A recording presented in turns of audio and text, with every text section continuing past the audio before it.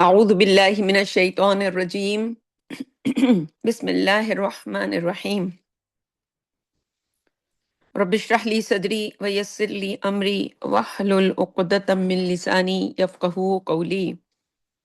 رب یسر ولا تعسر وتمم بالخیر اللہم ربنا الہمنا رشدنا واعذنا من شرور انفسنا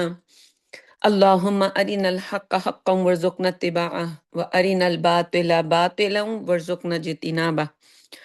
آمین یا رب العالمین سبحانک لا علم لنا الا ما علمتنا وعلی اللہ توکلنا۔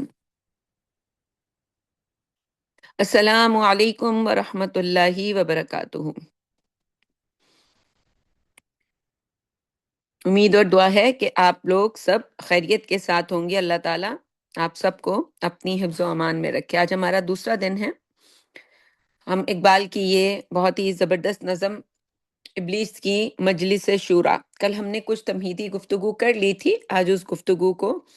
نہ دہراتے ہوئے ہم آگے کی طرف بڑھیں گے۔ ہم نے نظم بھی شروع کر دی تھی ان کی، اور اس کا پہلا مصرع جو آئیڈیلی فٹ بھی تھا ہمارے جو وقت کل کے جو سمجھ لیں کہ سیاسی جو چلت پھرت ہو رہی ہے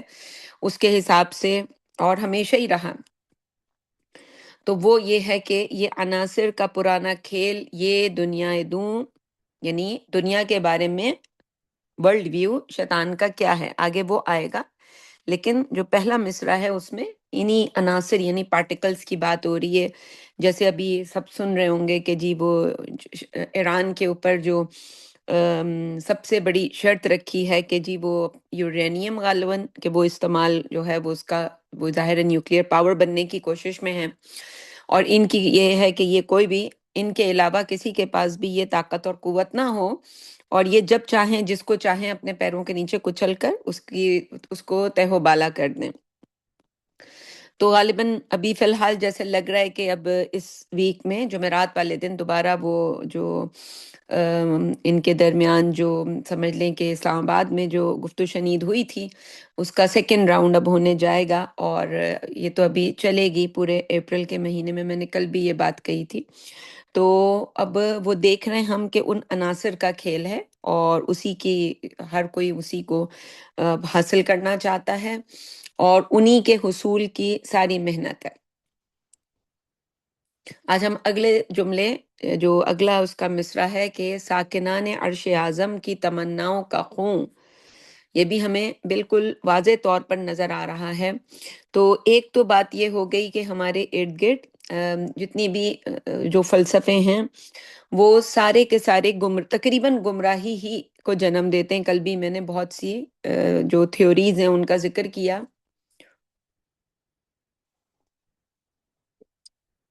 تو وہ اور اس کی بنیاد کیا ہے، کیونکہ ان تمام فلسفوں کی بنیاد قرآن اور حدیث نہیں ہوتی، اور جو علوم بھی کسی دوسری سورس سے آتے ہیں اس میں 100% یہ ایک گنجائش ہوتی ہے کہ وہاں پہ شیطانی نقطۂ نظر جو ہے وہ پروان چڑھا ہو۔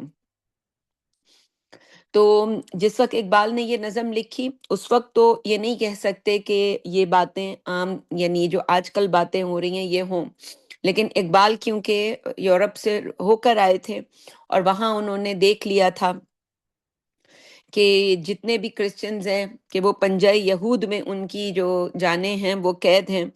اور وہ اپنے بارے میں خود کہتے ہیں کہ مسلمان کو مسلمان کر دیا طوفان مغرب نے، کہ جب وہ وہاں یہ ساری بے حیائی بدتمیزی اور یہ سب دیکھ کر آئے تو ان کو اسی وقت نظر آ گیا تھا کہ یہ تہذیب جو ان کا شعر بھی ہے کہ اپنے خود جو ہے یہ اپنے آپ کو جو ہے وہ سمجھ لیں خودکشی کرے گی۔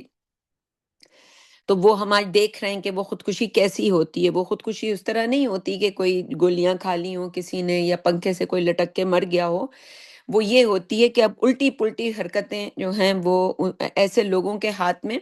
یعنی اب جب کولیپس ہونے والی ہے امریکی اور ویسٹرن جو پوری تہذیب ہے تو اس کی جو سمجھیں کنٹرول ہے کسی بچے کے ہاتھ میں دے دیا گیا ہے،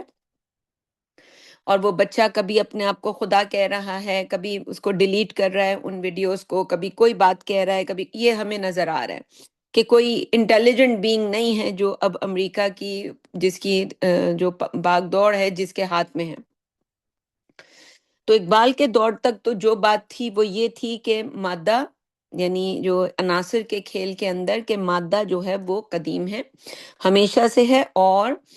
یہ بھی کہ غیر فانی ہے، ہمیشہ رہے گا۔ لیکن اب تو یہ دونوں باتیں ختم ہو گئی ہیں، لیکن پہلے تو یہ بات سمجھی جاتی تھی کہ مادہ ہمیشہ سے ہے اور ہمیشہ رہے گا۔ یہ ٹھیک وہی بات ہے کہ جو اللہ تعالیٰ کے بارے میں ہم کہتے ہیں کہ اللہ تعالیٰ ہمیشہ سے ہیں اور ہمیشہ رہیں گے۔ تو شیطانی جو نقطہ نظر ہے وہ اس کے یقیناً جو شیطان ہے وہ اس کے بالکل برخلاف کام کرتا ہے۔ جو اللہ تعالیٰ، ایک تو وہ چیٹنگ کرتا ہے، اللہ کا تخت ہے تو اس نے بھی اپنا تخت بنایا جس کی ہم نے کل بھی حوالہ دیا تھا۔ اللہ تعالیٰ کے یہاں فرشتے آ کے اور جی سمجھ لیں کہ اپنے لیے معاملات لیتے ہیں کہ کیا کرنا ہے کیسے کرنا ہے، تو وہ اس کے یہاں بھی تخت ایسے ہی لگتا ہے کہ وہ اپریشیشن ہوتی ہے اور جی وہ بھی ان تمام چیزوں کو کرتا ہے۔ تو یہ اب شیطان کا جو نقطہ نظر وہ یقیناً اس کے خلاف ہی ہونا تھا کہ یہ دنیا، یعنی اللہ تعالیٰ کے بارے میں جیسے ہمارا تھا کہ وہ ہمیشہ سے تو ہمیشہ رہے گا، تو گفتگو کس پہ شروع ہو گئی؟ اسی پہ شروع ہو گئی، اور سارے فلسفے ہمیں دیے گئے گاڈ پارٹیکلز کے نام سے کہ ہم کہیں یہ کہہ دیں گے کہ یہ کہیں نہ کہیں سے اس کی ابتدا ہوئی ہے۔ تو پہلے ایک فرض کرو نظریے کو، اور پھر اس نظریے میں جو آپ کا اپنا پسندیدہ بات ہے اس کو شامل کر کے آپ اس کو عام کر دیں۔ تو یہ جو ہے آج سب سے بڑی گمراہی تو پچھلے زمانے میں، تو اقبال کے زمانے میں جو مادے کا جو تصور تھا بس اتنا ہی تھا، اور اس کے بعد سمجھ لیں کہ اگلے دور میں یہ جو پارٹیکلز ہیں جو آج ہم جس کو ہم مادہ کہہ رہے ہیں، تو مادہ پرستی جو ہے یہی اصل گمراہی بنی۔ ہماری آج کی جو سب سے بڑی گمراہی ہے، ڈاکٹر اسرار احمد نے جو ان کی کتاب ہے اسلام کی نشأت ثانیہ، کرنے کا اصل کام، یعنی کوئی اپنی زندگی میں کچھ کرنا چاہتا ہے تو وہ کتاب بھی ہم نے پڑھائی ہے پچھلے دنوں، اسلام کی نشأت ثانیہ، کرنے کا اصل کام۔ آپ کے پاس وقت ہو تو ضرور جا کے اس تحریر کو پڑھیں، بہت ہی زبردست تحریر ہے کہ اس کے پہلے حصے میں تہذیب حاضر کا تجزیہ پیش کیا ہے اسرار احمد، ڈاکٹر اسرار احمد نے، اور اس میں انہوں نے 3 باتیں کہی ہیں، اور وہ یہ ہیں کہ جو موجودہ تہذیب ہے جو پوری دنیا پر پھیلی ہوئی ہے اس میں 3 چیزوں کی جگہ 3 چیزیں آ گئی ہیں۔ ان میں سے پہلی بات یہ ہے کہ اللہ کی معرفت کے بجائے معرفت کائنات اب یہ ہماری زندگیوں کے مقاصد میں ہیں۔ ہم سب بس یہی جاننا چاہتے ہیں کہ جی اوہو یہ ستارے، یہ سیارے، یہ سورج کا سائز اتنا اور یہ چاند کا اتنا اور یہ ملکی وے اور زمین آسمان اور ان کے اندر کی جو ساری کشش ثقل کہہ لیں، اور بس یہی ساری صبح شام کی گفتگو ہے۔ تو یعنی جو حیثیت اللہ کی تھی وہ کائنات کو حاصل ہو گئی، یعنی یہ شیطان نے ٹویسٹ کیا اس کو، اور یہ سارے ٹویسٹ ان میں ہزاروں سال لگاتا ہے، وہ محنت کرتا ہے، اس کے ساتھ ہزاروں لوگ کروڑوں لوگ مل کے وہ نظریے پیش کرتے ہیں، لوگوں کے جو ہے وہ انجینئرنگ کرتے ہیں۔ تو یہ حقیقت میں ابلیسی نقطہ نظر ہو گیا کہ جب جو ہے ہماری اللہ نے گاڈ، یعنی وہ اللہ کی جگہ ہماری توجہ کا مرکز، یعنی وما خلقت الجن والانس الا لیعبدون تھا اصل میں تو، لیکن وہ کیا ہو گیا، وہ اب اس کائنات کی جو صبح شام ہے ہماری اسی کی وہ ہو گئی۔ تو اس فکر کا پہلا ستون جو تھا وہ یہ تھا کہ کائنات دراصل محض عناصر کا ایک کھیل ہے، جو یہاں اقبال کے شعر میں بھی ہے، اور اس میں کسی سمجھ لیں کہ دانا حکیم ہستی کا کوئی عمل دخل نہیں ہے۔ جیسے ہم نے مثال دی کہ کسی بچے کے ہاتھ میں آپ دے دیں کنٹرول تو وہ کیا کرے گا، جو آج ہم دیکھ رہے ہیں، ابھی ایک پوسٹ کی ابھی اسے ڈیلیٹ کر دیا، ابھی پتہ چلا کہ جی یہ اس کے خلاف جو ہے وہ کوئی پوچھ رہا ہے تو کہہ رہا ہے کہ جی میں تو وہ اپنے آپ کو ڈاکٹر ثابت کرنے کی کوشش کر رہا تھا، یعنی میں نے وہ بنائی ہے اور میں بس وہ یہ ثابت کرنے کی کوشش کر رہا تھا، جیسے ایک ڈاکٹر جو ہے وہ کسی کو شفا دیتا ہے تو میں بھی وہی کام کر رہا ہوں۔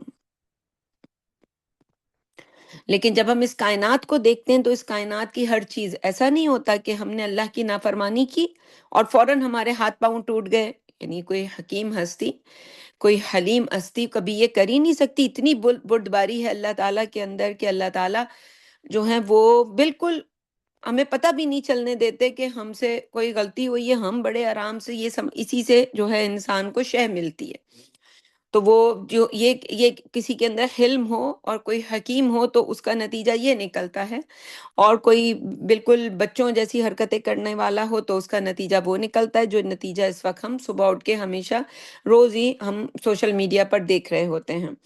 تو کوئی منصوبہ بھی اس میں نہیں ہوتا، اور سب خود جو ہے وہ خود بخود ہو رہا ہوتا ہے۔ اب یہ جو اسلام کے پیش کردہ یا اہل کتاب کا جو سمجھ لیں زندگی کی مقصدیت کا جو تصور ہے، وہ پھر آخرت میں جواب دہی کا ہے۔ ہم ہوں یا ہمارے ساتھ جو بھی عیسائی ہوں، یہودی ہوں، وہ اس کے اوپر عمل کریں نہ کریں، تو عمل تو آج کا مسلمان بھی نہیں کرتا، اس کو بھی بس آخرت کی ضرورت اتنی ہوتی ہے کہ وہ اسکول میں مدرسے میں اس عقیدے کو پڑھ لیا، لیکن جب وہ لوگوں کے ساتھ معاملہ کرتا ہے تو اسے بالکل ڈر نہیں ہوتا۔ وہی جیسے ہم نے کہا، کیونکہ پکڑا نہیں جاتا اس کو، جو سورہ علق کا موضوع ہے۔ تو جتنے بھی معروف فلسفے ہیں ان میں اگر ہم دیکھیں تو سب اس کے الٹ ہیں۔ جیسے ڈارون ہے تو اس نے کہا کہ انسان ایک حیوان ہے، اور اس نے ارتقاء کی بات کی، پھر اس کی بات آگے چلی اور حیوان کے اندر جو مختلف جبلتیں ہوتی ہیں تو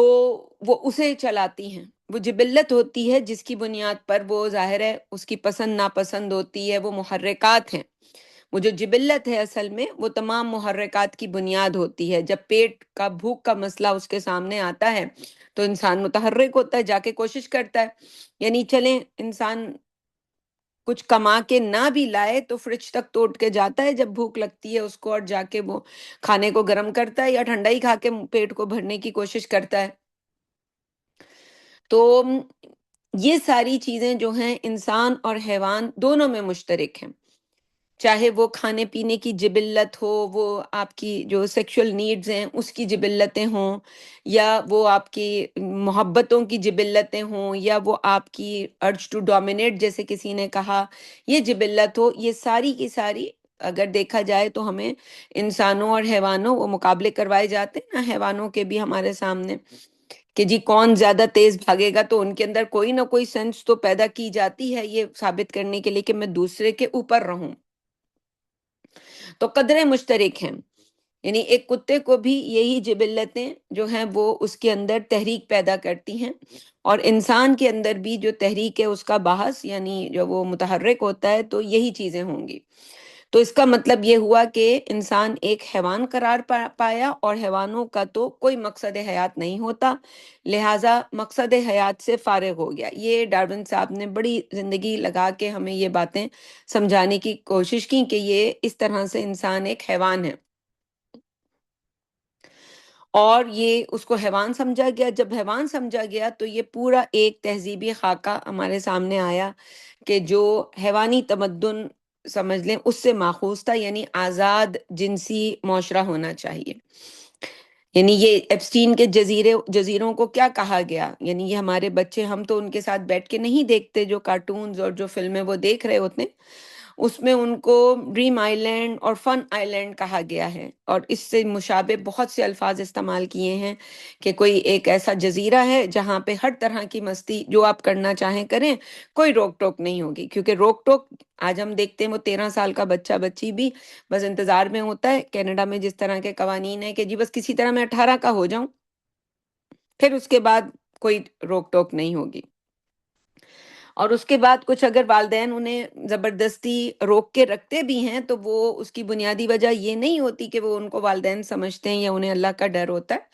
اس کی بنیادی وجہ یہ ہوتی ہے کہ وہ گھر ان کی ضرورت ہوتی ہے، جو والدین پرووائڈ کر رہے ہوتے ہیں، وہ کھانا پینا ان کی ضرورت ہوتی ہے، وہ آرام ان کی ضرورت ہوتی ہے۔ وہ ایک آدھ دفعہ تو ہر بچہ جو ہے اپنے دوست کے گھر ناراض ہو کے گیا ہی ہوتا ہے، جس سے کہ اس کو آٹے دال کا بھاؤ پتہ چل جاتا ہے کہ یہاں رہنا ہے، تو پھر وہ اچھے بچے بن کے ماں باپ کے ساتھ رہتے ہیں۔ ماں باپ یہ سمجھتے رہتے ہیں کہ بچے جو ہیں وہ بڑے ہی ہمارے اچھے ہیں، اور ہم وہ جو ہمارے یہاں ایک عادت ہے کہ لوگوں کو ہم یہ دکھانا چاہتے ہیں کہ ہم آئیڈیل فیملی ہیں، کوئی ہمارے گھر آتا ہے تو بس اس آئیڈیل فیملی دکھانے کے، حالانکہ ہر فیملی کے اندر جو اس وقت فتنہ داخل ہو چکا ہے وہ دیکھنے والوں کو نظر آتا ہے، لیکن ہم بے وقوف ہوتے ہیں، ہم دوسروں کو بس یہی ایکسپلین کرنے کی یا سمجھانے کی کوشش میں ساری اپنی زندگیاں لگا دیتے ہیں۔ تو جیسے ان کے یہاں پھر یہ آزادی ہوئی کہ اب وہ ایسے ایسے جی اب نام ان کے رکھ لیے گئے کہ جو مجھے تو لگتا ہے اسے پڑھ کے کہ کوئی بہت بڑی ڈگری ہے یہ، کہ جو کسی انسان کو دی جا رہی ہے۔ اور ہمارے یہاں جون کا مہینہ آ رہا ہے اور اس میں جھنڈے لگیں گے جسے ہم پرائڈ فلیگ کہتے ہیں، اور پھر وہ جی ہر جگہ جہاں آپ داخل ہوتے ہیں، ہر دکان، ہر اسٹور، ہر مال، اس میں وہ پھر اس کی مارکیٹنگ ہوتی ہے، اور پھر جو ان کے کپڑے نہیں بیچتا یا ان کے لوگوز کو نہیں دکھاتا لوگوں کو، ان سے کوئی بزنس نہیں کرتا، ان سے کوئی جو ہے خریداری نہیں کرتا۔ تو اگر دیکھا جائے تو یہ سب جو ہے ام ام اس پورے نظام کے پیچھے جو ہمیں نظر آتی ہے وہ ایک فلسفہ نظر آتا ہے جہاں سے وہ چلا، اور چلتے چلتے آج ہم اس دنیا میں ہیں جس کے اندر کوئی مسلمان، کوئی عیسائی، کوئی یہودی اب اس سے بچا ہوا نہیں ہے، اور سب اسی فلسفے کو کہیں یا نہ کہیں مانتے یہی ہیں۔ تو یہ جو انسان کی سمجھ لیں کہ جو گمراہی کا اصل سبب کیا ہوتا ہے، وہی تعلیمی سرگرمیاں ہوتی ہیں۔ کہیں بچپن میں وہ کسی نے آپ نے کوئی کتاب پڑھی ہوتی ہے جس سے آپ ماخوذ ہوئے ہوتے ہیں، یا آپ کو بتایا گیا ہوتا ہے کہ فلاں معاشرے کسی مووی میں دیکھا ہوتا ہے۔ ہمارے ہاں پچھلے زمانے میں لوگ امریکہ کیوں جانا چاہتے تھے؟ کیونکہ وہ امریکی کلچر جب فلموں میں پینٹ کرتے تھے یا دکھاتے تھے کہ جی یہ ایسے عورتیں ایسے چھوٹے لباس پہنتی ہیں اور کوئی بھی مرد کہیں بھی ان سے دوستی کر سکتا ہے، تو مردوں کو لگتا کہ یہ تو پھر بڑی جنت تو یہی ہے، یہاں جانا چاہیے۔ اور پھر وہ ہم نے دیکھا بھی کہ پچھلے زمانے میں کس طرح مرد آ کے یہاں شادیاں کرتا تھا، اور پھر وہ اس طرح سے یہ شادی شدہ ہمارے گھروں کے اندر جو یہ ایک تباہی آئی۔ تو پوری تہذیب جو ہے وہ ایک سمجھ لیں کہ یا ایک تمدن جو ہے وہ وجود میں آ گیا، اور یہ ایک اس کے پیچھے جو اصل وہ تھی وہ مادہ پرستی تھی، انسان کی ڈیزائرز کا کھیل ہے۔ کھانا کھانا ہے، بھوک ہے، گھر چاہیے، اس کے لیے سود کو حلال حرام کرنے کی کوششیں ہوتی رہیں۔ ایک مفتی آیا، دوسرا آیا، ایک بینک آیا، اب وہ بینکوں پہ بینک آتے رہتے ہیں، ہمیں یہ بتاتے رہتے ہیں کہ بھئی اب یہ بینک اسلامی، سب سے اسلامی بینک ہے، نام ہی اسلامی ہے اس کا، اور باہر لکھ دیں گے اس کے کوئی آیت، کوئی قرآن کی، اب تو وہ نام ہی قرآن کی آیتوں کے اوپر جو ہے وہ مختلف حصے جو ہیں وہی نام ہوتا ہے ان کا، وہی لوگو ہوتا ہے ان کا۔ تو عام انسان تو یہی سمجھے گا کہ یہ، لیکن یہ سب کا سب مادہ پرستی ہے، یہ مادہ ہے جس کی جو ہماری ضرورت ہے،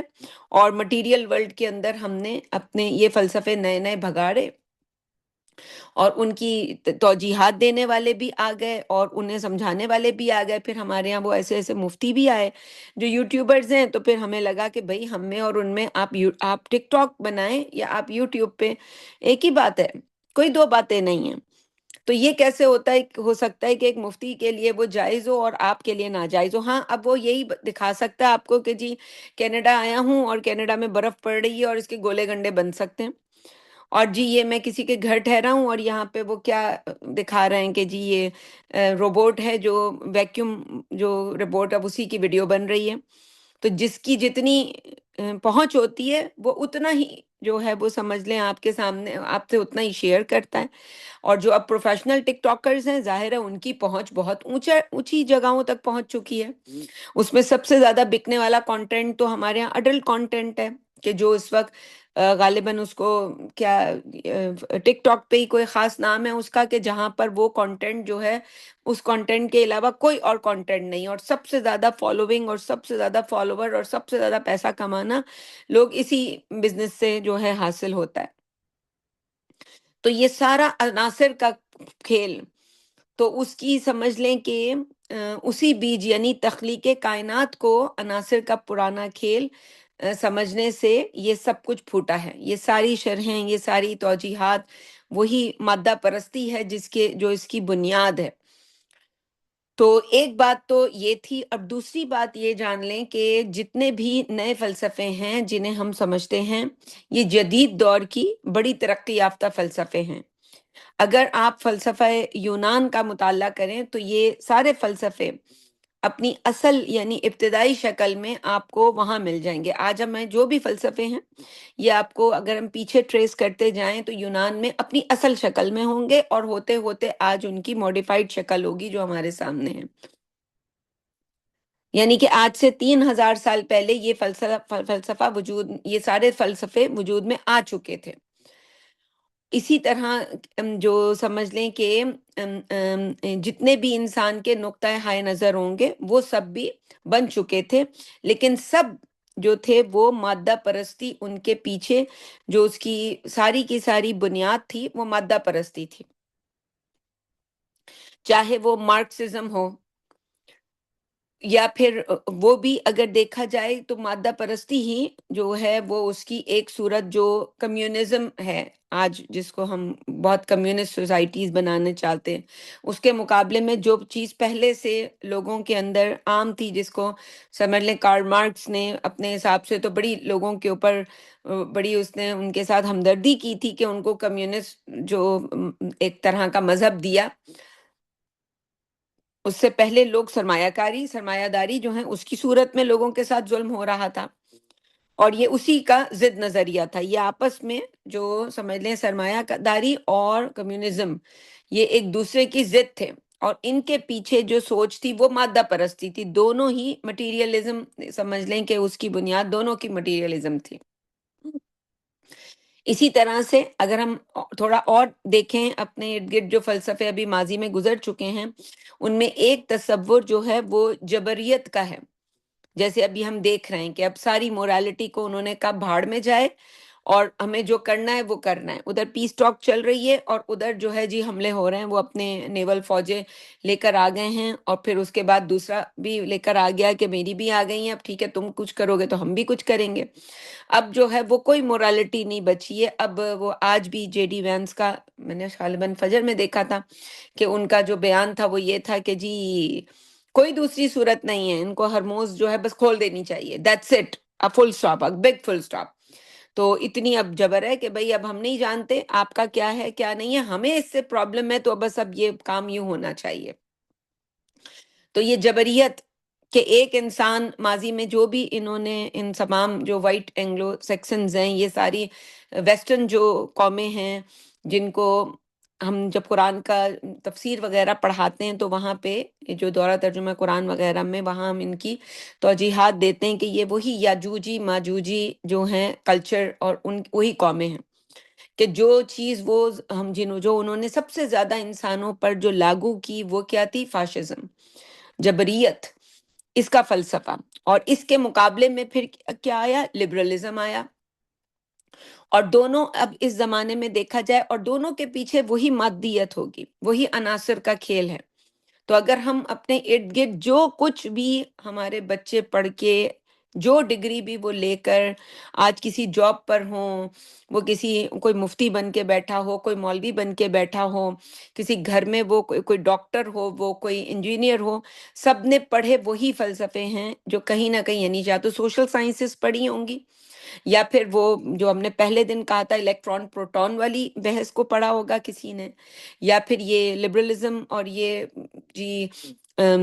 فاشزم اس طرح کے فلسفے پڑھے ہوں گے، یا کوئی جو ہے کسی نے یہ کمیونزم یا جو ہے وہ اسی کی جو ضد ہے وہ سرمایہ داری، یہ پڑھے ہوں گے فلسفے۔ تو ساروں کے جو ہے وہ جب تک وہ آپ نے اسلام کا نقطہ نظر بالکل ذہن کو خالی کر کے نہ پڑھا ہو، اور آگے کے لیے آپ کے دل کے اندر کوئی خواہشات نہ ہوں،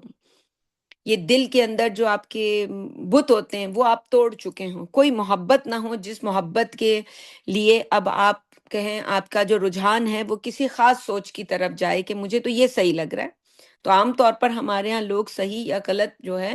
وہ ان کی ذاتی رائے بنتی ہے کہ ان کی رائے، اور رائے کی پیچھے کیا ہوتا ہے؟ وہ ان کے دل کے اندر وہ محبتیں، وہ جبلتیں ہوتی ہیں۔ تو وہ جبلتیں اگر وہاں سے ختم کر دی جائیں، اسلام یہ چاہتا ہے کہ ان جبلتوں کو رکھا جائے، ان کی وہ ضرورت ہے انسان کی، لیکن ان کی بنیاد پر ہم صحیح اور غلط کا فیصلہ نہ کریں۔ اور اگر کوئی ابراہیم بن جائے تو پھر تو کیا ہی کہنے اس کے، کہ اس نے تو ان بتوں کو توڑ دیا۔ ان کی نہ بھوک کا امتحان رہا، نہ محبتوں کا، نہ سیکشل جو ارجز ہیں میاں بیوی کی یہ رہا۔ اور اب وہ ایک جو ہے وہ بہت ہی فائن لائن پر وہ جو ہے وہ انسان اپنے آپ کو رکھتا ہے، جسے قرآن کہتا ہے کہ وما کان من المشرکین، کہ اس انسان نے کبھی شرک نہیں کیا تھا۔ یعنی جہاں اللہ اور اللہ کا رسول اور اللہ کی شریعت آ گئی، وہاں انہوں نے کسی دوسری چیز کی طرف کبھی دیکھا ہی نہیں،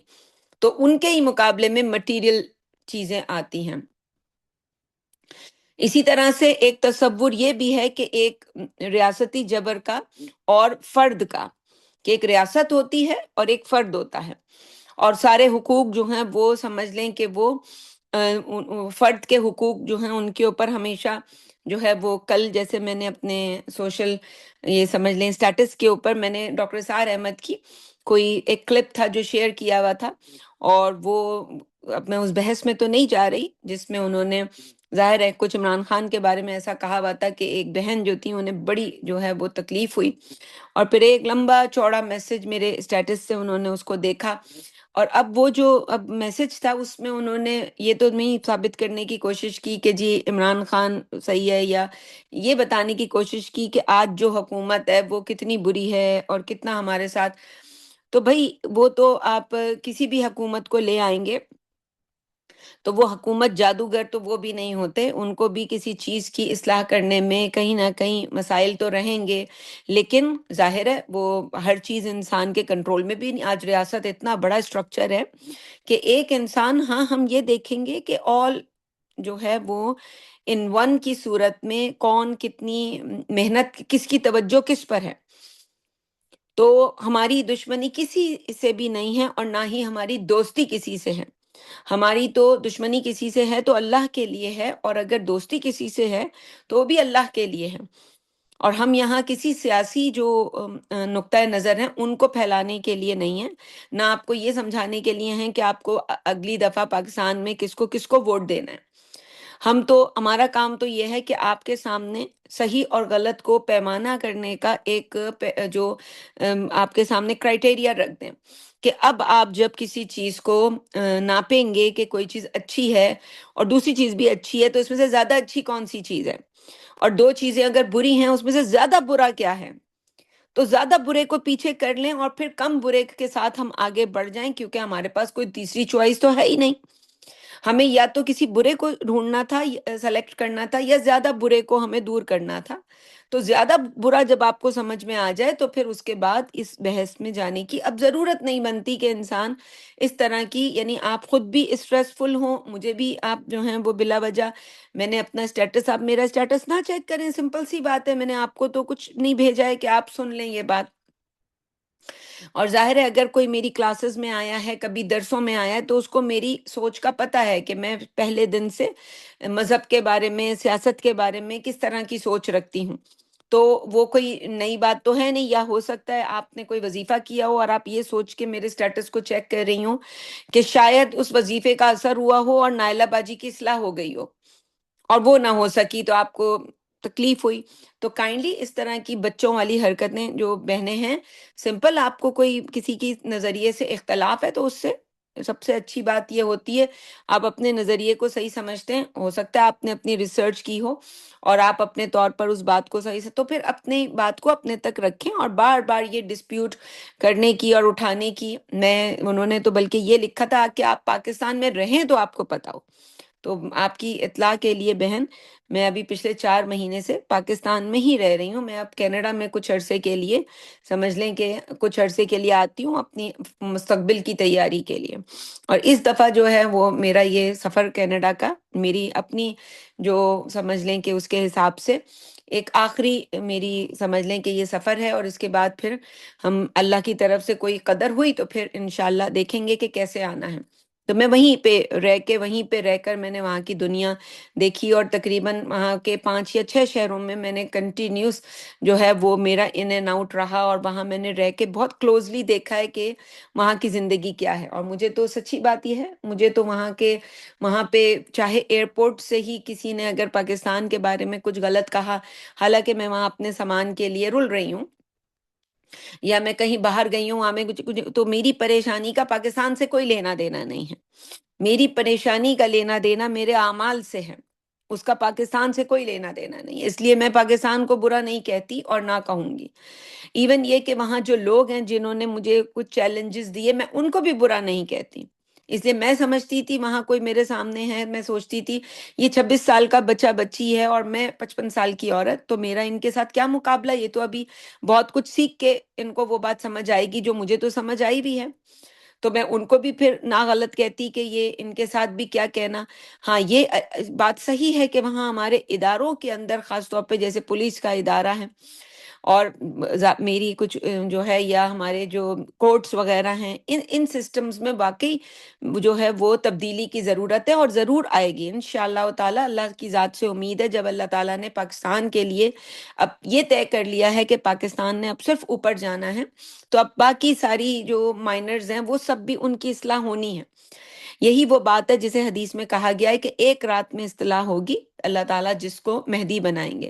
تو اگر وہ مہدی ایک تو وہ شخص بھی ہوگا، ایک وہ مہدی یعنی ہدایت یافتہ وہ لوگ ہوں گے جن کی جماعت ہوگی، جس کو ڈاکٹر سار احمد اپنی تقریروں میں بہت کہتے تھے کہ انہیں لگتا ہے کہ وہ لشکر پاکستان سے نکلیں گے، اور پاکستان دوسری ریزن کہ وہ ایٹمک پاور بھی ہے، تو ریزن بھی بنتا ہے کہ جی یہیں سے ہونی چاہیے اور یہیں سے وہ مدد ہونی چاہیے. تو اگر یہ فیوچر میں ایسی چیزیں ہوئیں تو وہی اس کی اصلاح ایک دن میں ہوگی. اللہ کا تو اللہ کی سنت یہی ہے کہ اللہ تعالیٰ اسی طرح سے اپنے جو ہیں وہ کام کرتا ہے. تو خیر واپس آتے ہیں کہ جو ہم یہاں بات چیت کر رہے ہیں، ظاہر ہے یہ تو نظم اب ہے ہی ٹوٹل جیو پالیٹکس کے اوپر، اور کوئی دوسری بات اس میں بنتی نہیں ہے. عناصر کا پرانا کھیل یہ دنیا دوں. میں نے کل بھی یہ بات خالد صاحب کا میں جملہ سنایا تھا کہ یہ اتنی زیادہ جو ہے وہ سمجھ لیں کہ اس نظم کے اندر، اس کے ہر مصرے کے اندر اتنے معنی جو ہیں وہ چھپے ہوئے ہیں کہ بعض اوقات واقعی ہمیں سمجھ نہیں آتا. کل مجھے لگا تھا کہ میں اگلے مصرے کی طرف جاؤں گی، لیکن آج مجھے لگا کہ نہیں، ابھی بگننگ میں بہت سے اور جو باتیں ہیں وہ بھی آپ تک پہنچانے کی ضرورت ہے. تو یہ جو ریاست اور فرد کا جبر ہے، یہ ابھی اس میں اصلاح کی بہت ضرورت ہے. ابھی اس میں یقیناً جو لوگوں کو وہاں پہ جو جس مشکل سے گزرتا ہے، پھر اس کا دل اس کی وجہ سے دکھی ہوتا ہے تو وہ ان کے خلاف بولتا ہے. تو یہ ایک انسانی طرز عمل ہے جو کہ بالکل نارمل بیہیویئر ہے کہ انسان کو، ظاہر ہے ہر انسان کو وہی پسند ہوتا ہے جو اس کی مدد کرے جہاں سے اس کو فائدہ پہنچے. تو اللہ نے چاہا تو یہاں پہ بھی انشاءاللہ اللہ تعالیٰ نے چاہا تو ان چیزوں کی اصلاح ضرور ہوگی. اللہ تعالیٰ وہ اصلاح کیسے کرے گا یہ اللہ کا کام ہے، ہمیں اس کے لیے پریشان ہونے کی ضرورت نہیں ہے. ہمیں تو بس یہ کرنا ہے کہ جب دو برے ہوں اور تو اس میں سے کم برے کو جو ہے سلیکٹ کر لیا جائے اور زیادہ برے کو دور کر دیا جائے. اگر ہمارے پاس کوئی اچھا نہیں ہے تو ہم یہ طریقہ کار ہونا چاہیے. تو جب سمجھ لیں کہ اب یہ تصور جو ہے کہ ایک ایسے ریاستی جبر کا کہ فرد کے سارے حقوق سرب کر لیے جائیں جیسے کہ سیکیورٹی اسٹیٹ کا تصور ہے، اس کے مقابلے میں انفرادیت کا تصور ہے. تو اس میں کیا ہے، انار کی نکلتی ہے، یعنی میں بھی آزاد اور تو بھی آزاد. جب سب آزاد ہو جائیں گے تو ہمارے اوپر جبر کسی کا بھی نہیں رہے گا. یعنی جبر اگر زیادہ ہو جائے تو جبر غلط ہے، اور آزادی اگر زیادہ دے دی جائے تو آزادی غلط ہے. تو آخری درجہ اس لبرلزم کا کیا نکلے گا، یہی کہ ریاست بھی نہیں ہونی چاہیے، کیونکہ ریاست کا بھی کوئی ایک قانون نہیں ہے. جیسے آج ہم اسے ڈیپ اسٹیٹ کہہ رہے ہوتے ہیں، تو قانون کا ایک جبر جو ہے وہ قانون کا ایک جبر جو ہے وہ ہوتا تو ہے، تو وہ قانون جو تو نہ وہ قانون ہو اور نہ ہی ریاست. اصل میں یہی وہ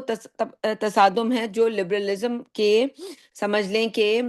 نتیجے میں امریکہ میں شروع ہوا، اور ابھی اس کی ابتدائی شکلیں یعنی ہم نے ماضی میں دیکھی، اور اب ہم دیکھ رہے ہیں کہ وہی لبرلزم اگر اس کو لے کے چلیں گے تو اب آگے کس طرف جا رہا ہے وہ معاشرہ، اور اب ہمارے معاشرے بھی اسی کو فالو کر رہے ہیں. تو ریاست جو ہے وہ اس کو انارکی کی طرف جاتے اگر ہم دیکھیں تو رد عمل بھی دیں گے، اور اس رد عمل کا نام جو ہے وہ سمجھ لیں کہ وہ پوری طرح سمجھ لیں کہ ہم اس کے لیے دیکھ رہے ہیں کہ کس طرح ابھی پچھلے دنوں میں ٹرمپ کے خلاف لوگ باہر نکلے تھے اور انہوں نے شور مچایا. کہ لاکھوں کی تعداد میں وہ باہر نکلے اور انہوں نے اپنا کہ اس کو ہٹاؤ، اس کی وجہ سے ہمارے یہ سارے مسائل آ رہے ہیں. تو یہ اور جب سمجھ لیں کہ لبرلزم کے مخالف جو ہیں وہ کلیت پسند نظریہ جو ہے اس کی طرف مزید پیش قدمی انسان کرے گا. تو جیسے ہندوستان کے اندر آپ نے دیکھا ہوگا ماضی میں کہ مودی جو تھا جب وہ آیا تو انڈیا کا لبرلزم کہاں گیا؟ وہ ہندوستان کے جو مسلمان ہیں ان کے سارے حقوق اب سلب کر دیے گئے ہیں. مسجدوں کے بارے میں یعنی جو ظلم اس وقت وہاں انڈیا میں ہو رہا ہے اس کے بارے میں تو کوئی میڈیا نہیں ہے جو اس کو کوریج دے رہا ہو. جیسے کہ ابھی پورے مڈل ایسٹ کے اندر ہم نے دیکھا کہ وہاں قانون تھا کہ کوئی خبر باہر نہیں نکلے گی. اسی طرح سے وہ یہ تو پرانی بات ہے کہ جو چائنا میں ہوا، جو ابھی ہندوستان میں ہوا، تو یہ اب ریاست کا ایک جبر ہے کہ ریاست جو ہے وہ اس نے پوری طرح سے اس کو قید رکھا ہوا ہے اور وہ اس کو نکلنے نہیں دے رہی. تو وہی مادہ پرستی، وہی عناصر کا پرانا کھیل جو ہے وہ ہم دیکھ رہے ہیں کہ ہر طرف جو ہے اس کے پیچھے یہ جو جبریت ہوتی ہے، لبرلزم ہوتا ہے، کوئی بھی ازم ہو، کمیونزم ہو، سب کی جو پیچھے جائیں اور اس کی جڑ کو دیکھیں تو وہی مادہ پرستی ہوگی، یعنی عناصر کا پرانا کھیل والا قصہ. تو یہ ہے اس کائنات کے بارے میں شیطانی نقطہ نظر. تو یہ دنیا جو اس وقت سجی ہوئی ہے یہ شیطان کی دنیا ہے. تو اقبال نے شکوہ بھی کیا ہے کہ ہم رخصت ہوئے اوروں نے سنبھالی دنیا، پھر نہ کہنا توحید سے ہوئی خالی دنیا. تو آج کی دنیا اصل میں جو توحید سے خالی ہو گئی ہے وہ کیسے ہوئی؟ وہ اسی کے نتیجے میں ہوئی کہ یہ جو آج ہم دنیا میں دیکھ رہے ہیں مادہ پرستی، بس ہر کسی کو جی یہاں انویسٹمنٹ کر لیں، وہاں انویسٹمنٹ کر لیں. ہاں انسان کے پاس اگر جائز مال ہے، اب تو وہ کہتے ہیں کہ بس اب آپ پاکستان میں تو یہ میں نے دیکھا ابھی کہ جی بس آپ 50% دے دیں، یعنی آپ بکنگ کروائیں 50% دیں اور بس آپ آ کے جو ہے وہ اس کا جو کیا کہتے ہیں اس کا جو کوئی بھی گھر وغیرہ ہے تو وہ آپ کو دے دیا جائے گا کہ اب آپ اس میں رہائش اختیار کریں، باقی دیتے رہیں 50%. اور تو انسان اتنا ڈیسپریٹ ہے، دینے والا بھی ڈیسپریٹ ہے اور لینے والا تو پہلے ہی دن سے ڈیسپریٹ ہوتا ہے، وہ تو چاہتا ہے کہ اس کو بغیر کسی لکھت پڑھت کے ہی دے دیا جائے. تو توحید سے خالی جو ہے وہ جو دنیا ہے اس کا مطلب کیا ہے کہ وہ ایک مشرکانہ نظام جس میں مادہ پرستانہ تہذیب کا غلبہ ہو اور اس کی جڑ بنیاد یہی سارے ازمز ہیں جو ہوتے ہوتے آج ہمیں یہاں تک لے کر آئے. اور آج ہم اتنے آرام سے اللہ کو بھولنے پر راضی ہو جاتے ہیں، اللہ کو اگنور کر کے، رسول کو اگنور کر کے، اس کے رستے میں جہاد کو اگنور کر کے ہم چاہتے ہیں کہ ہاں دنیا میں جو بھی ہمیں حاصل ہو رہا ہو وائی ناٹ، چلو کر لیتے ہیں. تو آج جو ہے اقبال کے سامنے یہ سارا کچھ اگر رکھا جائے تو شاید اسے وہ اپنی سمجھ لیں کہ مراد جو ہے وہ مان تو لیں کہ یہ میری ان باتوں میں یہ مراد تھی، لیکن شاید یہ جو ہم نے شروع میں بھی کہا کہ یہ ممکن یہی ہے کہ اس وقت علامہ اقبال کے ذہن میں یہ ساری باتیں ہوں گی بھی نہیں کہ یہ اتنی دور تک یہ الفاظ جو ہیں وہ کور اپ کریں گے. اچھا، اس کے اندر شیطان کا جو طریقہ کار ہے قرآن سے ہمیں پتہ چلتا ہے کہ یہ جو ظاہر ہے اب یہ ہم نے کہا شیطان کی دنیا ہے، اب اس کی دنیا ہے تو جیسے قرآن کہتا ہے کہ وما خلقت الجن والانس الا لیعبدون، کہ نہیں پیدا کیا میں نے انسانوں اور جنوں کو مگر صرف اس لیے کہ وہ میری بندگی کریں. تو انسانوں اور جنوں کو اس لیے پیدا کیا گیا کہ وہ میری بندگی کریں، اور اس کو علماء کہتے ہیں کہ ای لیعرفون، کہ اللہ کو پہچانیں. تو بندگی کا مقصد یہ ہے، لیکن جب ہم نے اللہ کو ریپلیس کر دیا اور مادے سے مراد اب وہ شیطان ہمیں پھر پٹیاں پڑھاتا ہے کہ جی ایسے ایسے کر کے ایسے ایسے کر کے یہ حاصل ہو جائے گا. اور یہ کمپنیاں ہوتی ہیں بیچ میں، جی وہ لوگ، آپ بینک کسی بھی کام سے جائیں، آپ نے اپنا کارڈ جو ہے وہ بس سوائپ کیا ہے اور وہ جو ہے اس کو سامنے جو بندہ بیٹھا ہوا ہے اس نے دیکھا آپ کے اکاؤنٹ میں اتنا پیسہ پڑا ہوا ہے، تو بس اس کے فوراً ہی مفید مشورے شروع ہو جاتے ہیں کہ آپ جو ہیں وہ اب اس پیسے کو یہاں مت رہنے دیں چیکنگ اکاؤنٹ میں،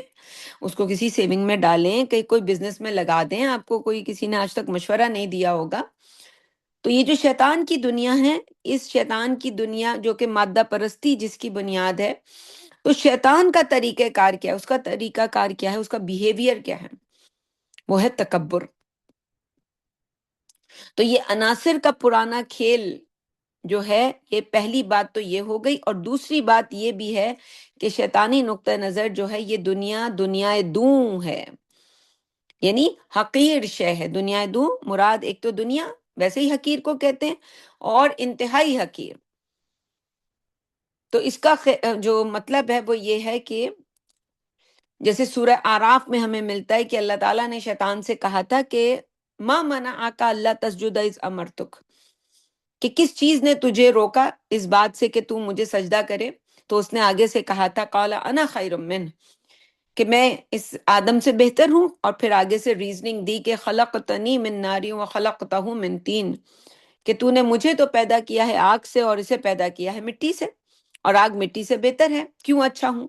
اس کا جواب اس نے دیا کہ مجھے تو آگ سے بنایا اور اسے مٹی سے بنایا، اور مٹی ایک حقیر شے ہے۔ تو یہ زمین جو ہے جس میں ہم رہتے ہیں یہ مٹی سے بنی ہے، اور شیطان تو مٹی کو بڑا گھٹیا سمجھتا ہے۔ تو یہاں دنیا دوں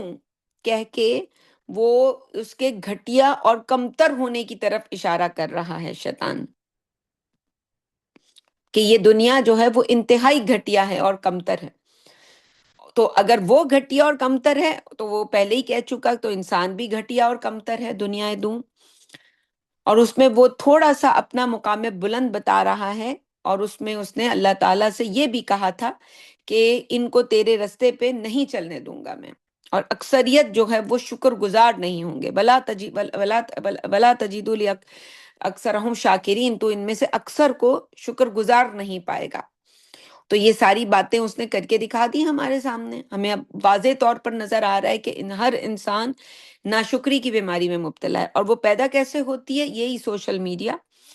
بس آپ نے ایک پکچر پوسٹ کر دی، بھلے ابھی آپ نے پوسٹ ہی کی تھی اور فوراً ہی آپ کے گھر میں جی لڑائی ہو گئی، اور وہ دیکھتے ہیں ٹک ٹاکرز ہوتے ہیں میاں، جیسے ہم نے کہا نا، ہم تو لوگوں کو یہ دکھانا چاہتے ہیں ہم بڑی آئیڈیل فیملی ہیں۔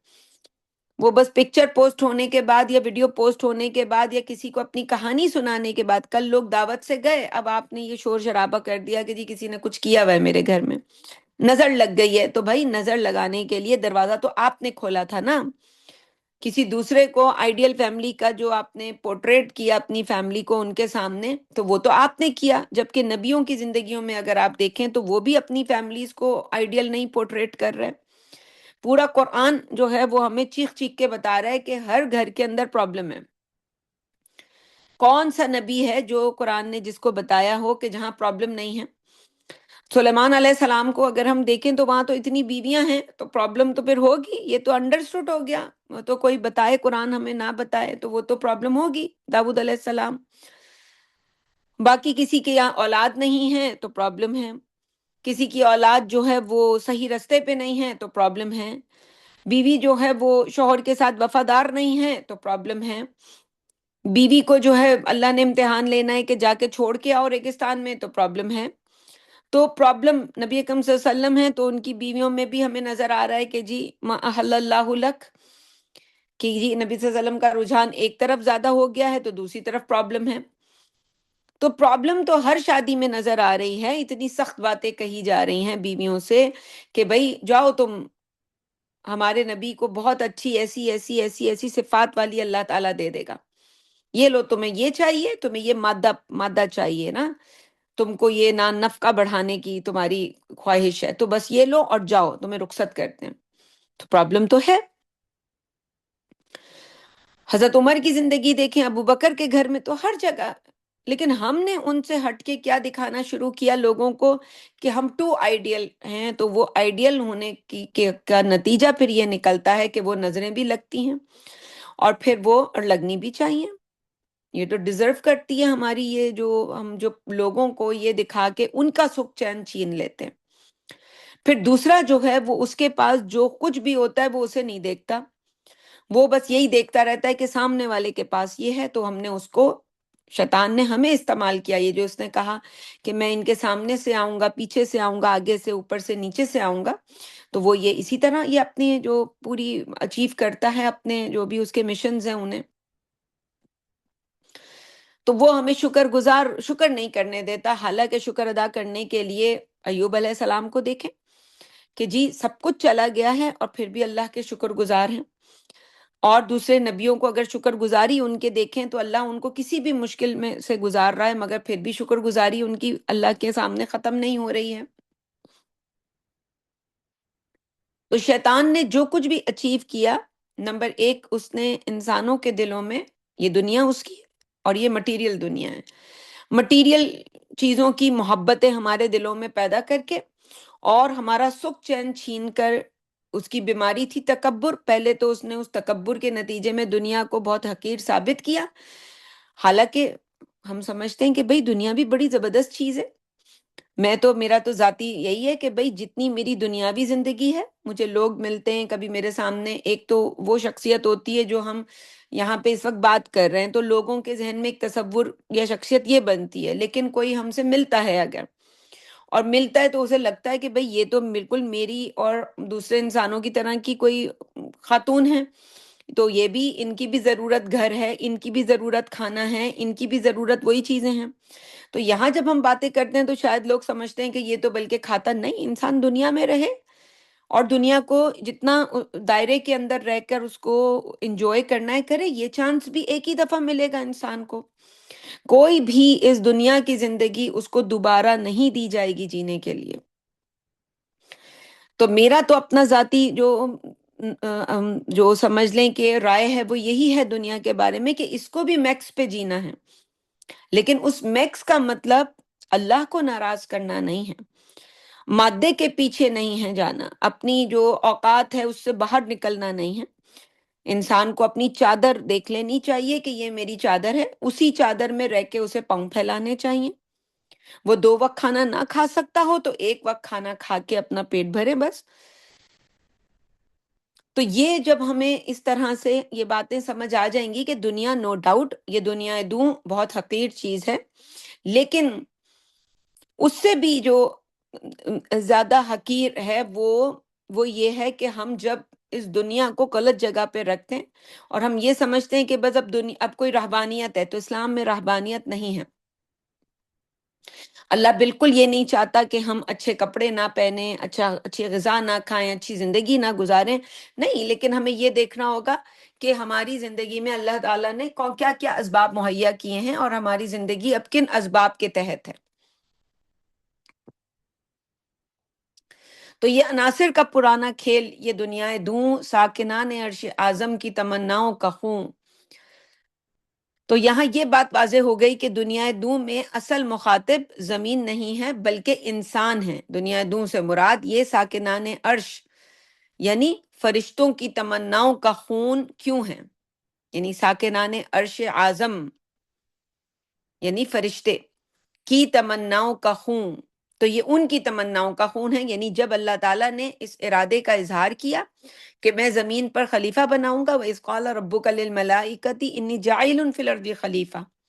سورہ بقرہ آیت نمبر 30 میں، قَالُوا أَتَجْعَلُ فِيهَا مَن يُفْسِدُ فِيهَا وَيَسْفِكُ الدِّمَاءَ وَنَحْنُ نُسَبِّحُ بِحَمْدِكَ وَنُقَدِّسُ لَكَ قَالَ إِنِّي أَعْلَمُ مَا لَا تَعْلَمُونَ، مشہور آیات ہیں، اور آپ سب کے ذہن میں ترجمہ ہوگا، میں موٹی موٹی باتیں بس رکھ دوں گی کہ جب فرشتوں نے یہ اعتراض کیا کہ تو خلیفہ بنائے گا تو زمین میں یہ خون ریزی کرے گا، انسان فساد مچائے گا، تو دوسرا یہ کہ اے اللہ ہم تیری حمد و تقدیس کرتے تو ہیں، تیری پاکی بیان کرتے ہیں، تو اس کا مطلب کیا ہے کہ اللہ انسان کو خلیفہ بنانا چاہتا ہے اور فرشتے کہہ رہے ہیں کہ یہ تو فساد کرے گا، ہم پاکی بیان کرتے ہیں، تو مطلب یہ ہے گویا کہ آپ کو، یعنی ہم اپنے آپ کو پیش کر رہے ہیں اس خلافت کے لیے، لیکن اللہ تعالیٰ جو ہیں، جہاں اللہ تعالیٰ ہیں وہاں اللہ تعالیٰ خلافت کے لیے، پہلے میں یہ بات آپ کے سامنے رکھ دوں کہ اللہ تعالیٰ کو خلافت کے لیے نمازی پرہیزگاروں کی ضرورت نہیں ہے، خلافت کے لیے کون ہونا چاہیے؟ جو عدل سمجھتا ہو اور جو اس عدل کے نظام کو پوری پابندی کے ساتھ جو ہے وہ کرے، تو وہ عدل، آج جو انسانیت جس کی تلاش میں ہے وہ عدل ہے، تو وہاں پہ سمجھ لیں کہ فرشتوں نے یہ ایک اللہ تعالیٰ کے سامنے ریکویسٹ رکھی کہ آدم کا جو ہے وہ، پھر اللہ تعالیٰ نے انہیں سمجھانے کے لیے آدم کا پورا امتحان لیا جس کا ذکر قرآن میں آیا، اور وہ کس امتحان کی بنیاد کیا تھی؟ علم تھا۔ تو اور وہ علم، اس علم تک پہنچنے کے لیے جو اپریٹس ہے وہ انسان کے پاس ہے، دل اور دماغ، جس کے ساتھ وہ فیصلہ کرتا ہے۔ خالی دل کے ساتھ فیصلہ کرے گا تو وہ سمجھ لیں لومڑی بن جائے گا، وہ اس کے فیصلے ایسے ہوں گے، اور صرف دماغ سے فیصلہ کرے گا یعنی کرے گا تو لومڑی، اور دل سے کرے گا تو وہ جذباتیت ہوگی اس میں۔ تو نہ اس کے اندر یہ جذباتیت ہو، نہ ہی وہ چالاکی 420 ہو، بلکہ انسان اس عدل کے اس نظام کو، عدل اسی کو کہتے ہیں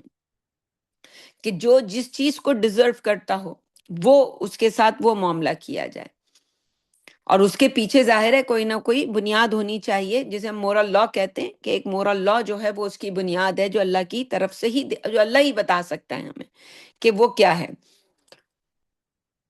تو فرشتوں کی جو تمناؤں کا خون ہوا وہ کس بات سے ہوا؟ کہ جب اللہ تعالیٰ نے یہ اپنا مدعا ثابت کر دیا کہ بھئی میں انسان کو اس لیے بنا رہا تھا، تم نے غلط سمجھا۔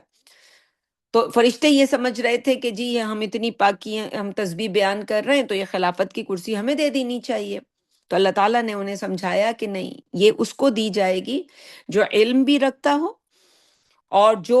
عدل بھی کر سکتا ہو۔ اسی لیے پوری دنیا میں جو سمجھ لیں کہ اس کا کنٹرول جو ہے ہمیشہ ان لوگوں کے ہاتھوں میں رہا جو تعلیمی سرگرمیوں میں آگے رہے، جو ان چیزوں میں جنہوں نے اپنے ہاں کوئی نہ کوئی مورل ویلیوز کو جو ہے وہ بنیاد بنایا۔ ہمارے ہاں تو کوئی قانون نہیں رہا، تو اس لیے ہم پیچھے سے پیچھے ہوتے چلے گئے۔ ہمارے ہاں جتنے بھی ہمارے سیاست کرنے والے ملکوں کے، آج بھی آپ اگر پورے مڈل ایسٹ میں جو بادشاہت ہے اور یہ جتنے بھی حکمران ہیں ان کو دیکھیں تو ان کی ساری جو ہیں عیاشیاں ہی آپ کے سامنے آئیں گی، کہ جی ان کے گھر ایسے ہیں تو ان کے گاڑیاں ایسی ہیں، تو ان کے ذرا لائف سٹائل آپ دیکھیں، ان کے پاس اتنی دولت ہے، اور وہ ابھی تو ایپسٹین فائلز میں کون کون نہیں آیا، سارے شیخ ہیں اس کے اندر۔ تو یہ اللہ تعالیٰ نے کہ ان کو سمجھایا ہے، جس کا یہاں اس دوسرے مصرے میں ذکر ہے کہ یہ جو سمجھ لیں کہ ورلڈ ویو، یہ کائنات اللہ کی بنائی ہوئی ہے، اور آج انسان اسے جو عناصر کا کھیل قرار دے کر مطمئن ہو رہا ہے، کوئی ذرا شیطان کی کامیابی کا کچھ تو اندازہ لگائے کہ اس نے خلیفہ کو کی کیسے مت مار دی ہے۔ یہ جو انسان تھا خلیفہ، اور اس کو اشرف المخلوقات سے بندر کی نسل، یہ جو ڈارون کے ذریعے اور دوسرے فلسفوں کے ذریعے ہمیں پتا چلا کہ جی وہ تو کسی بندر کی بالمانس اور اس کی نسل سے ہے، یہ بنا دیا اسے۔ اور حقیقت میں یہ جتنے بھی فلسفے ہمیں یہ بتاتے ہیں کہ جی ڈائنوسورز تھے اور جی 10 لاکھ، تو یہ سب جھوٹ فریب، جیسے یہ وہی کہانیاں ہیں جو کسی زمانے میں چاند پہ جانے والی کہانیاں تھی، یہ بھی وہی ڈیڈ سی اسکرولز اور وہ بک آف ایسی کتابوں سے لی گئی باتیں ہیں کہ جن کی کوئی ہمارے ہاں یہ تحقیق نہیں ہے کہ وہ کہاں سے آئی ہیں، اور وہ اتنے عرصے تک جب کوئی علم غائب رہا، کوئی کتابیں غائب رہیں، تو ان کے اندر کوئی بھی چیز کسی نے بھی لکھ دی۔ ایسے ہی فلسفے ہیں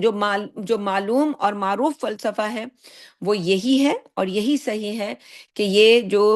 غالباً اس کے لیے 10,000 سال کہے جاتے ہیں، کہ یہ آدم علیہ السلام، یا 7,000 سال، 8,000 سال، یہ ایک رف فگر ہے کہ آدم علیہ السلام جب آئے اور وہ ظاہر ہے وہ جنت میں پہلے رہے تھے، ان کی یہاں یہ چیزیں نہیں تھیں کہ وہ کسی بندر سے پہلے انسان بنے اور وہ غاروں میں رہتے تھے، اور پھر وہ انسانوں کو چیٹ پھاڑ ہوتی تھی اور اس طرح سے وہ گوشت کچے کھاتے تھے۔ آج ہمارے یہاں دکھایا جاتا ہے موویز میں باقاعدہ، اور ہم تو پھر یہی سمجھتے ہیں کہ یہ اسی طرح سے ہوا ہوگا۔ یعنی آج کہیں کوئی رہتا ہو کسی غار میں اور وہ اس طرح سے کھاتا پیتا ہو، تو اس سے یہ ثابت نہیں ہوتا کہ انسان شروع میں یہ کرتا تھا۔ تو یہ سارے وہی فلسفے ہیں جو جھوٹ فریب کے ساتھ ہمارے اندر داخل کیے گئے، اور ہم ان کو سچ سمجھ کے آج اسی پر زندگی گزارتے ہیں۔ تو انہی دو اشعار کے اوپر آج جتنی بھی بات ہماری ہوئی، آگے ہم دیکھیں گے کہ فرشتوں کی، آج ہم نے یہاں تک سمجھ لیں دوسرے مصرے کو بھی کر لیا اور ایک شعر مکمل کر لیا کہ ساکنان عرش اعظم کی تمناؤں کا خون، کہ اصل میں جب انسان کو خلافت ملی تو یہ فرشتوں کی جو سمجھ لیں کہ تمناؤں کا خون ہوا تھا،